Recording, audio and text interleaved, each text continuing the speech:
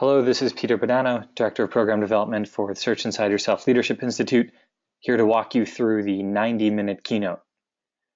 This walkthrough assumes familiarity with the SIY two-day program, so it will be a very high-level walkthrough covering mostly the flow of the activities and how to make the transitions from each content piece. Let's get started. We have the opening slide here. And as with the SIY program, we dive right into a dyad. What do you love about your work? What are some of your biggest challenges to get the audience warmed up? And also to draw out afterwards some comments about what's relevant for them. We then introduce a practice by saying many of you are probably coming from different places, your commute, from working, from meetings, and often our bodies are in one place, but our minds are still in another. So let's see an experiment, what it would be like to bring our minds and bodies into the same place and fully arrive.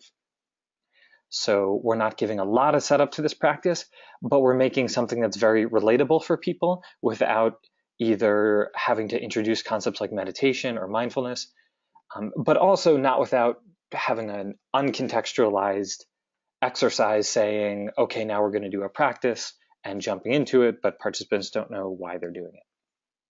So that's how our suggestion for how to simply introduce this experiential practice to start the day, which we'll be referring back to later on in the keynote. As a teacher, you introduce yourself and the components of SIY. We highlight in particular emotional intelligence and the breadth of areas that it covers. And we talk about why are we here? Before talking about what we're going to do, let's talk about why we're here and the challenges we face.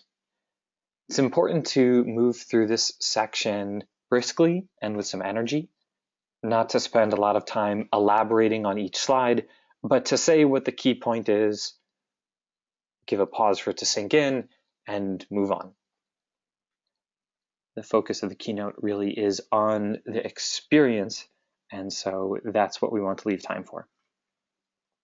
As we go through this section, I've also recommended some down-up framing for each slide. This is a framework from Nancy Duarte, who's a well-known analyst of speeches. She's done a great TED Talk on this. In short, a down moment is a moment of emotional low, of challenge, of setback, and an up moment is one of opportunity or hope. And good talks tend to build story and build tension by shifting between down and up. Here's the challenge, but here's what we know is possible. But are we going to be able to find that possibility? Well, we could with such and such, but what if we face setbacks along the way? Then we'll overcome them. So that kind of tension back and forth, you'll actually notice in a lot of great speeches. And so the notes here suggest how you might do that in this keynote. So we start with it on a down note. This is the world we live in as individuals.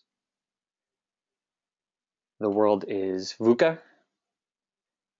The statistics around these challenges, still staying on that down note of the result is we're often on autopilot. Here's how we might notice that we're on autopilot. And we go to a brief up note of saying we know that this isn't how it has to be. We've all had experiences at some point in our lives of feeling conscious of what we were doing, feeling awake, feeling like we were living our values, that we paused and made a decision that later we are glad we did. So we do have this experience and we do have this opportunity. But dropping back down to a down note, how do we get off of autopilot? Viktor Frankl has a great quote. It's a really nice thing to put over your office desk, but how do you make it a reality for yourself? Well, that's where we need some kind of practice. So we go to an up note. This is where mindfulness comes in. A simple definition of mindfulness is the movement from autopilot to aware. It therefore builds onto the first emotional intelligence area, which is the foundation for all the others, self-awareness. We can see that self-awareness is something that is actually very practical and easy to build. It can sound very vague maybe, or like self-awareness, okay, how do I get there? But we can show that even in just taking one moment, we can make that shift from autopilot to aware. So we do the 3 breaths practice to explore this. After running through the 3 breaths practice, we then ask participants when could they see this practice being useful for them, and get a few comments from the audience, writing them up on a whiteboard if possible, but not necessary, in order to start building some buy-in and co-creation with the audience. We then share that over the past several years, there's been an explosion of research on mindfulness, this shift from autopilot to aware, including changes in areas related to attention management and meta-attention and decision-making, the prefrontal cortex. And in the case of individuals who are highly stressed and tend to have kind of like overactive amygdala and get triggered easily or get into emotional reactivity, that mindfulness practice led to reductions in stress, which correlated to reductions in amygdala thickness. And we've seen results in Search Inside Yourself, showing the benefits of mindfulness and EI practices. So how do we go about finding these benefits? Through practice, once again. We introduce integrated and dedicated practice, highlighting that what we did to start the day was actually a very short form of dedicated practice, that arrival practice, and that the 3 breaths practice is a kind of integrated practice that we could do in the midst of a conversation and so on.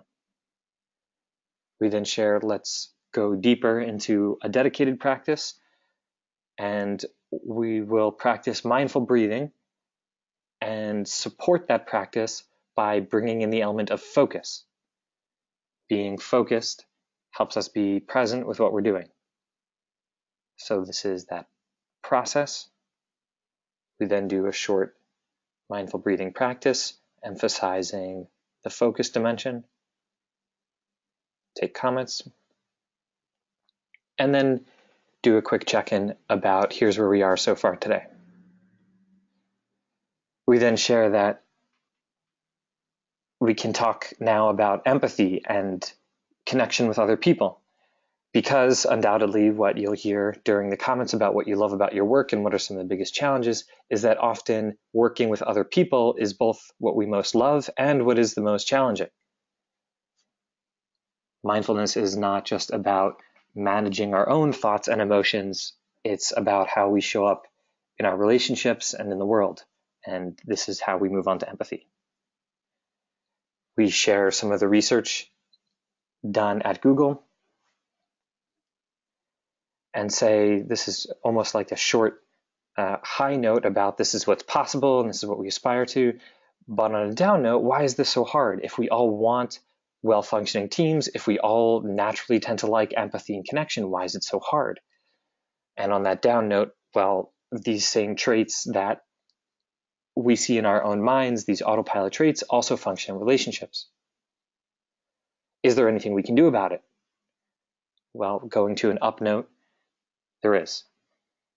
And the short way to explain this is that if mindfulness is the movement from autopilot to aware, we can see the connection to empathy, and that empathy is awareness of others. To explore this, we're going to do a short listening exercise. You set up the listening exercise, getting people into partners, explaining that A will be talking and B will be listening, give the topics for A to share about, and then introduce a twist. And this is to bring a bit of energy and engagement into the room and to provide some contrast between being present and not being present. And that is by saying, person B, you will be doing unmindful listening. So look around the room, think about what you're going to say next, check your phone, don't really be engaged with the person who's speaking.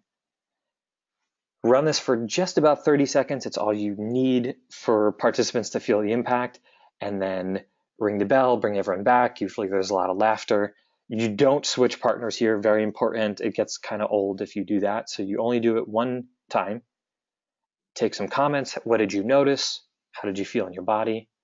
And then say, okay, so let's now see what it would be like to shift to connection using another integrated practice. You do this practice. Again, as in the 2-day program, we recommend doing it twice. Often for some people, it clicks in better the second time. Then we say, okay, now let's do mindful listening. Explain that briefly. Give the same prompts. A talks and B listens. We switch, and then we do a free flow conversation. Take some comments. Then here, we say, if you remember nothing else from the program, remember how it feels to connect with others. This is very important. It helps to really land the message of the keynote. It's called a STAR moment. STAR is an acronym for something they'll always remember. And for many participants, especially if we emphasize it here, that feeling of being connected to someone else really is a STAR moment from this keynote. It is something they'll always remember. And we explain that mindfulness is about moving from autopilot to aware, and really the great potential there is to move from aware to connected. So autopilot to aware to connected. We recap the practices we did, and again invite participants to call out when they could see employing any of these practices during their days. Give a summary of the key points covered. Point participants to silly.org if they'd like more resources or to sign up for a program. And then end with a short practice mirroring the practice we did to start the day, simply being aware of ourselves, being aware of the breath. Thank you very much. Best of luck in delivering this.